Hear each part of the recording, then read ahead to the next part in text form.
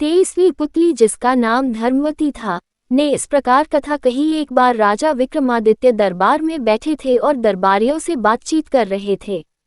बातचीत के क्रम में दरबारियों में इस बात पर बहस छिड़ गई कि मनुष्य जन्म से बड़ा होता है या कर्म से। बहस का अंत नहीं हो रहा था, क्योंकि दरबारियों के दो गुट हो चुके थे। एक कहता था कि मनुष्य जन्म से बड़ा होता है क्योंकि मनुष्य का जन्म उसके पूर्व जन्मों का फल होता है। अच्छे संस्कार मनुष्य में वंशानुगत होते हैं, जैसे राजा का बेटा राजा हो जाता है, उसका व्यवहार भी राजाओं की तरह रहता है। कुछ दरबारियों का मत था कि कर्म ही प्रधान है। अच्छे कुल में जन्मे व्यक्ति भी दुर्व्यसनों के आदी हो जाते हैं और मर्यादा के विरुद्ध कर्मों में लीन होकर पतन की ओर चले जाते हैं। अपने दुष्कर्मों और दुराचार के चलते कोई सामाजिक प्रतिष्ठा प्राप्त नहीं करते और सर्वत्र तिरस्कार पाते हैं।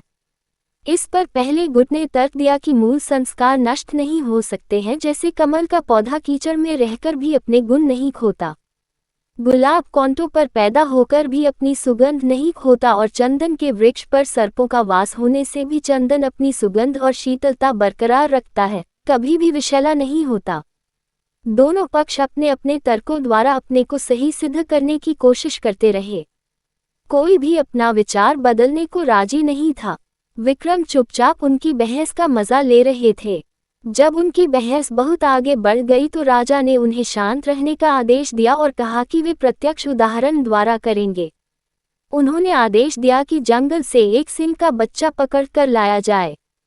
तुरंत कुछ शिकारी जंगल गए और एक सिंह का नवजात शावक उठाकर ले आए। उन्होंने एक गर्रिये को बुलाया और उस नवजात शावक को बकरी के बच्चों के साथ साथ पालने को कहा। गर्रिये की समझ में कुछ नहीं आया, लेकिन राजा का आदेश मानकर वह शावक को ले गया। शावक की परवरिश बकरी के बच्चों के साथ होने लगी। वह भी भूख मिटाने के लिए बकरियों का दूध पीने लगा। जब बकरी के बच्चे बड़ हुए तो घास और पत्तियां चरने लगे। शावक भी पत्तियां बड़े चाव से खाता। कुछ और बड़ा होने पर दूध तो वह पीता रहा, मगर घास और पत्तियां चाहकर भी नहीं खा पाता। एक दिन जब विक्रम ने उसे शावक का हाल बताने के लिए बुलाया तो उसने उन्हें बताया कि शेर का बच्चा एकदम बकरियों की तरह व्यवहार करता है। उसने राजा से विनती की कि उसे शावक को मांस खिलाने की अनुमति दी जाए, क्योंकि शावक को अब घास और पत्तियां अच्छी नहीं लगती हैं।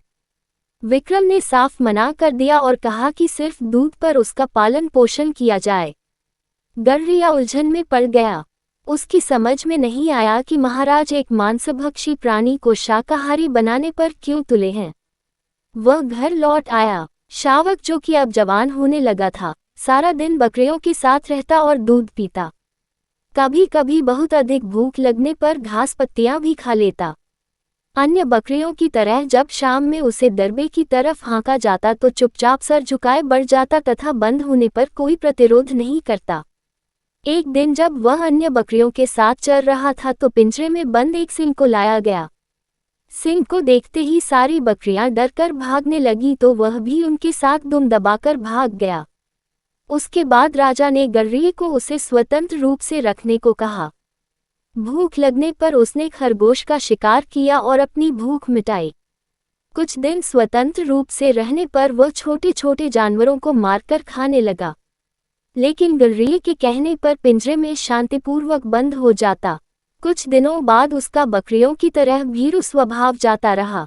एक दिन जब फिर से उसी शेर को उसके सामने लाया गया तो वह डरकर नहीं भागा। शेर की दहाड़ उसने सुनी तो वह भी पूरे स्वर से दहाड़ा। राजा अपने दरबारियों के साथ सब कुछ गौर से देख रहे थे।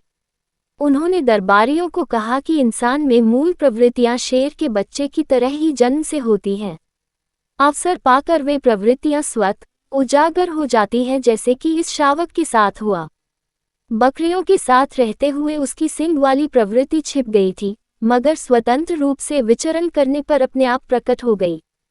उसे ये सब किसी ने नहीं सिखाया, लेकिन मनुष्य का सम्मान कर्म के अनुसार किया जाना चाहिए। सभी सहमत हो गए, मगर एक मंत्री राजा की बातों से सहमत नहीं हुआ। उसका मानना था कि विक्रम राजकुल में पैदा होने के कारण ही राजा हुए, अन्यथा 7 जन्मों तक कर्म करने के बाद भी राजा नहीं होते। राजा मुस्कुराकर रह गए। समय बीतता रहा। एक दिन उनके दरबार में एक नाविक सुंदर फूल लेकर उपस्थित हुआ। फूल सचमुच विलक्षण था और लोगों ने पहली बार इतना सुंदर लाल फूल देखा था। राजा ने फूल के उद्गम स्थल का पता लगाने भेज दिया। वे दोनों उस दिशा में नाव से बढ़ते गए जिधर से फूल बहकर आया था।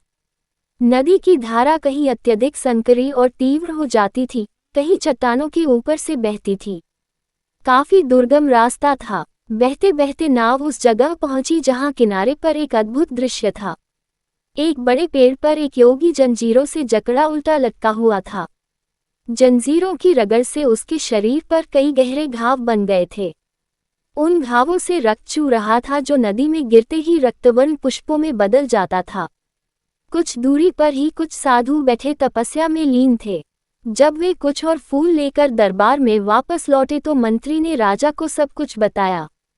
तब विक्रम ने उसे समझाया कि उस उल्टे लटके योगी को राजा समझो और अन्य साधनारत सन्यासी उसके दरबारी हुए।